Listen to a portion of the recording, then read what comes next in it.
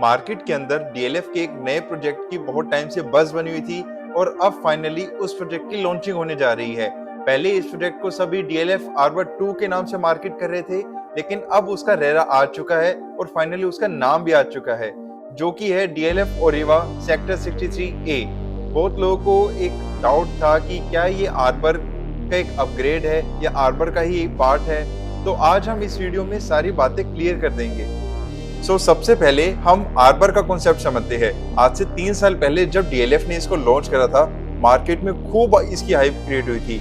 उस टाइम पे जब बात हो रही थी ये 20,000 के आसपास लॉन्च होएगा, लेकिन डीएलएफ ने इसको कहीं ना कहीं 16,500 से 17,000 रुपए पर स्क्वायर फीट पर लॉन्च कर दिया था और ये फर्स्ट डे सोल्ड आउट होने वाला प्रोजेक्ट था। उन दिनों कोरोना भी खत्म हो रहा था और मार्केट भी दोबारा से उठनी शुरू हो रही थी। और आज की डेट में आर्बर एक ऐसा प्रोजेक्ट है जिसने इतना प्रीमियम दे दिया है कि शायद किसी और प्रोजेक्ट ने गुड़गांव में इतना प्रीमियम दिया ही नहीं होगा।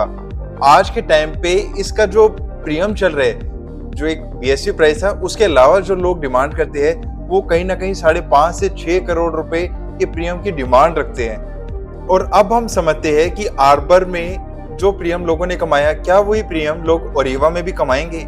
और क्या सीनियर सिटीजन्स के लिए एक अलग से प्रोजेक्ट खड़ा करना, क्या उसकी भी एक नेसेसिटी थी कि नहीं थी? पहले हम सीनियर सिटीजन्स के बारे में समझते हैं। ये कॉन्सेप्ट शुरू कहाँ से हुआ? ये कॉन्सेप्ट बेसिकली पुणे से स्टार्ट हुआ था, लेकिन जो एक इसको असली मान्यता मिली थी वो मैक्स की वजह से मिली थी, जो इनका देहरादून वाला प्रोजेक्ट है। देहरादून के अंदर मैक्स वालों ने इतना अच्छा काम किया है कि पैन इंडिया को पता है कि आज उसकी क्या स्टेटस है। आज के टाइम पे वहाँ 2-2 साल की वेटिंग है और रेंट पर अगर लेने जाओ तो 2-2 लाख रुपए सिर्फ 2 BHK का आपको देखने को मिलता है।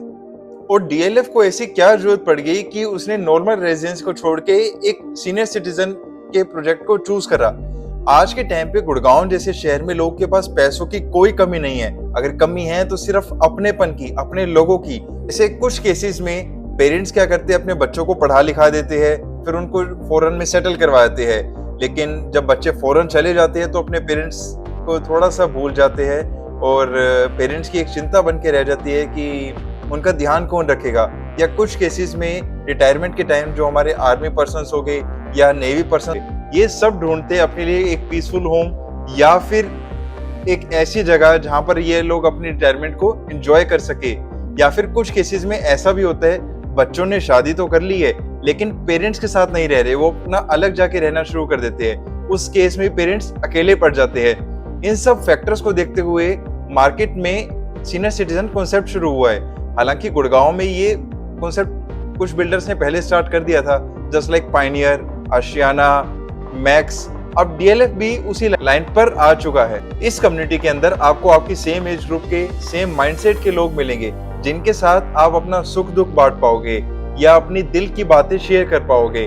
और इसके अंदर जो आपको फैसिलिटीज मिलने वाली है, जो आपको नॉर्मल रेजिडेंस के अंदर नहीं मिलती, वो मैं आपको बता देता हूँ। सबसे पहले आपका फूड एंड बेवरेजेस का कॉन्सेप्ट हो गया, आपका सुबह शाम रात का खाना हो गया, आपके लिए 24 घंटे नर्सेज और डॉक्टर्स का अवेलेबल होना, आपके लिए 2 एकड़ की अलग से मेडिकल फैसिलिटीज बनाई जानी।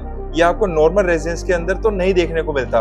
प्लस आपके घर के अंदर पैनिक बटन और ऐसी बहुत सारी फैसिलिटीज है जो आपको ओरिवा के अंदर देखने को मिल जाएगी। अब सबसे मेन क्वेश्चन जो आते हैं कि इसकी रजिस्ट्री किसके नाम होगी, या हमारे बच्चों के नाम होगी या हमारे खुद के नाम होगी।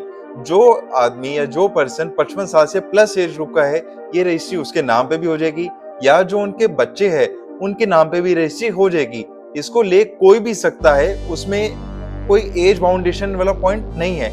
अगर कोई बाउंडेशन आएगा तो वो सिर्फ एज ग्रुप का आएगा जो यहाँ के लोग रहने वाले हैं। जो भी इसके अंदर आके रहेगा उसकी एज 55 साल से प्लस की होनी चाहिए। और इस प्रोजेक्ट के अंदर आपको ये भी बेनिफिट मिलेगा, जस्ट एग्जांपल, अगर आप इसको सेल्फ यूज के लिए नहीं रखते, एज अ रेंटल पर्पस भी अगर आप इसको यूज करोगे तो उसमें भी आप का बेनिफिट है। क्योंकि जहाँ एक तरफ हमें नॉर्मल रेजिडेंसीज 2 से 2.5% की ROI देते हैं, वहीं पर ये सीनियर सिटीजन प्रोजेक्ट आपको 5 से 6% की ROI देगा।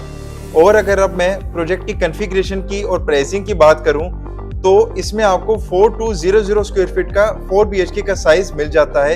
एक फ्लोर पे 4 अपार्टमेंट रहेंगे और टोटल इन्वेंट्री जो रहने वाली है वो 170 के अराउंड रहेगी।